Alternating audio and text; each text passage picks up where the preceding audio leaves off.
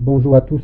Si vous vous rappelez bien, j'ai traité dans une vidéo antérieure de la fameuse tente de campagne que le prince Moulay Abbès avait abandonnée sur le champ de bataille en février 1860 et que les Espagnols avaient rapatrié comme butin de campagne. Et par la même occasion, je vous ai promis de vous faire découvrir la vie du prince. Eh bien, chose promise, chose due. Moulay Abbès est fils du sultan Moulay Abderrahman, fils du sultan Moulay Hicham, fils du sultan Sidi Mohamed, fils du sultan Moulay Abdellah et fils du sultan Moulay Ismail. Moulay Abbès ressemble à cet homme dont le portrait défile en ce moment sur vos écrans. D'ailleurs, je vais ouvrir une petite parenthèse et vous parler de cette photo parce qu'elle est loin d'être anodine puisqu'il s'agit de la première photo de l'histoire du Maroc. Elle est l'œuvre du photographe français assigné à la cour d'Espagne, Jean Laurent. Il l'a prise en 1861 après avoir convaincu Moulay Abbès qui semblait être réticent quant à la légitimité religieuse de la représentation iconographique. Il est le symbole du prince qui a su allier érudition, politique et commandement de l'armée. Bref, c'est une figure incontournable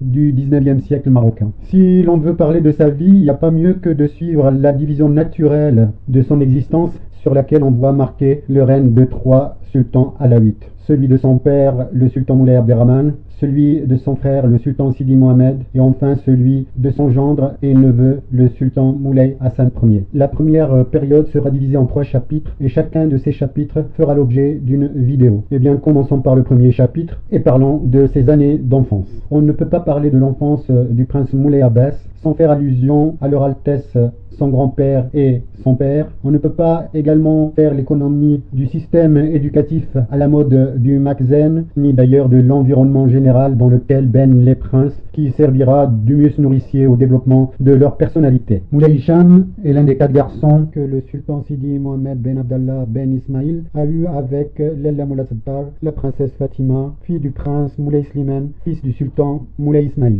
Sidi Mohamed ben Abdallah avait 13 autres fils qu'il a eu avec les autres femmes du harem. Le prince Moulay Hicham est né dans la Casbah d'Abbassil vers 1850 et il figure dans la liste des principaux protagonistes de la crise de succession au trône que le Maroc a traversée dans la dernière décennie du XVIIIe siècle. Rappelons tout simplement que après le décès du sultan Sidi Mohamed, son fils Yazid, malgré ses écarts de conduite et malgré ses revers à l'égard de son père, Moulay Yazid n'a pas rencontré de réelles difficultés pour s'emparer du pouvoir et monter sur le trône à la vie. Au début de son règne, il s'est montré assez compétent et digne de son grade. Mais au bout de 2 ans, il s'est montré d'un sadisme et d'une cruauté incompréhensible. D'où quelques mouvements de révolte ici et là, et principalement dans le sud, à Marrakech et ses environs. Moulay Hicham a été soutenu dans cette entreprise par le gouverneur de sa fille, celui du Doukala et du Haouz, ainsi que le roi d'Espagne, Carlos IV, qui a envoyé 2 frégates, la Santa Catalina et la Santa Florentina, commandées par Juan González Salmon, accompagné d'un instructeur de guerre, l'ingénieur José Fernández de Olarte. Fort en colère, Moulay Yazid abandonne le siège de Ceuta et marche sur Marrakech. Le 12 février 1792, un premier affrontement a eu lieu entre les troupes des 2 princes, et au cours duquel l'armée de Moulay Hicham a subi une cuisante défaite et a enregistré des pertes considérables, aussi bien en hommes qu'en butins. Ce qui a conduit Moulay Hicham à se replier avec ses généraux à Safi afin de se ravitailler en hommes et en vivres. 2 jours après, un deuxième combat a eu lieu à Oued Tanseft, au cours duquel le sultan Moulay Yazid a été grièvement blessé. On l'a transporté d'urgence à son palais de Darbeda à Marrakech et quelques heures après, il a succombé à ses blessures. La mort de Moulay Yazid a provoqué et accéléré la lutte pour le pouvoir. Le Maroc s'est trouvé en proie à une lutte acharnée entre les prétendants Moulay Hicham, Moulay Slama, Moulay Houssine et Moulay Slimane. Moulay Slimane, après s'être débarrassé de Moulay Slama et calmer la rébellion dans le Chaouia, il a marché sur Marrakech et a triomphé de Moulay Hicham et de Moulay Hussein. Après cela, Moulay Hicham est allé vivre à Rabat et au bout de quelques temps, il a regagné Marrakech où il contracte la peste et en meurt. Telle est donc l'histoire du grand-père de Moulay Abbès. Qu'en est-il maintenant de son père? Après la mort de Moulay Hicham, dans les circonstances que nous avons déjà évoquées, Moulay Slimane rapatria son héritage à Meknès et exila Moulay Abderrahman et sa famille au Tsafilalt. Moulay Abderrahman réunissait toutes les qualités d'un grand prince, ce qui n'a pas manqué d'attirer l'attention de son oncle, le sultan Moulay Slimane, qui se l'est approché et occupé de lui. Il l'a nommé d'abord chef de famille au Tafilalet, puis il l'a investi du gouvernement d'Essaouira. Vers la fin de son règne, le sultan Moulay Slimane, se sentant affaibli physiquement et politiquement, n'a pas hésité à faire appel à ce neveu courageux et fiable, et l'a placé même au-dessus de ses propres enfants. D'abord en le nommant Khalifa à Fès et ensuite en lui léguant carrément le pouvoir. Dans un premier testament rédigé vers la fin février 1822, on peut lire « Je lègue le pouvoir à Moulay Abderrahmane Ben Hicham et je demande à Dieu de m'accorder pour cela la même faveur qu'a souligné l'imam Ben Abdelmalek, léguant le pouvoir à Omar Ben Abdelaziz. » Et un peu plus loin, le souverain ajoute « Pour moi, je déclare devant Dieu, me soumets entièrement et j'obéis au serviteur de Dieu, Moulay Abderrahmane Ben Hicham. Et je le revais de mon serment de fidélité. » Le 28 novembre 1822, le sultan Moulay Slimane trépasse, laissant un dernier testament dans lequel on lit « Je ne pense pas que parmi les descendants de Moulay Abdellah, notre aïeul, ni parmi les fils de notre père Sidi Mohamed Ben Abdellah, ni parmi ses petits-fils, il puisse s'en trouver un plus éminent que Moulay Abderrahmane Ben Hicham, ou plus digne du pouvoir que lui. Et je mets tout le monde en garde contre les fils de Yazid, comme l'avait déjà fait mon père. Et il conclut par la phrase suivante, « Voici mes conseils, voici mon testament. » C'est ainsi que le prince Moulay Abderrahmane Ben Hicham a accédé au trône alaoui. Après son intronisation, il choisit le palais de Fès comme lieu de résidence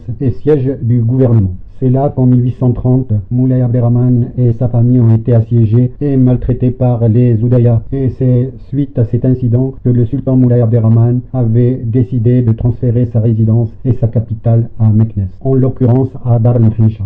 C'est là aussi qu'est né quelques jours plus tard le prince Moulay Abbès.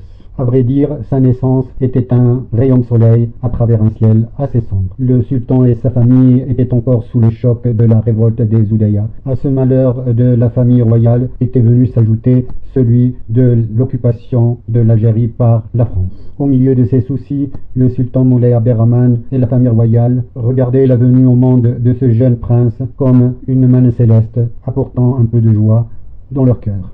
La délivrance était un peu laborieuse, mais rien de bien grave. Le palais a retrouvé sa joie. Le sultan Moulay Abderrahmane prenait grandement au sérieux son devoir en ce qui concernait l'éducation de ses enfants. Moulay Abderrahmane était un homme de taille moyenne. Il portait une barbe noire épaisse qui contrastait avec son teint brunâtre et un léger strabisme soulignait ses grands yeux noirs. C'était un homme fort, loyal, sincère et vrai. Il affectait un maintien grave sans être hautain. Il était simple dans ses manières et dans ses goûts. Il dédaignait le faste. La chronique nous dépeint le sultan réprimandant les excès des princes ou encourageant et donnant l'impulsion aux précepteurs de se montrer intransigeants et sévères avec les princes. Il souhaitait que ses enfants soient élevés au mépris des choses terrestres et à la soif des choses d'en haut. Il souhaitait que ses enfants, dès l'âge tendre, à se contenter de peu et à s'affranchir des exigences du bien-être. La mère du prince Moulay Abbès, quant à elle, elle était une simple concubine, c'est-à-dire une servante appartenant de droit à son maître. Elle s'appelait Rahma et avait donné, outre Moulay Abbès,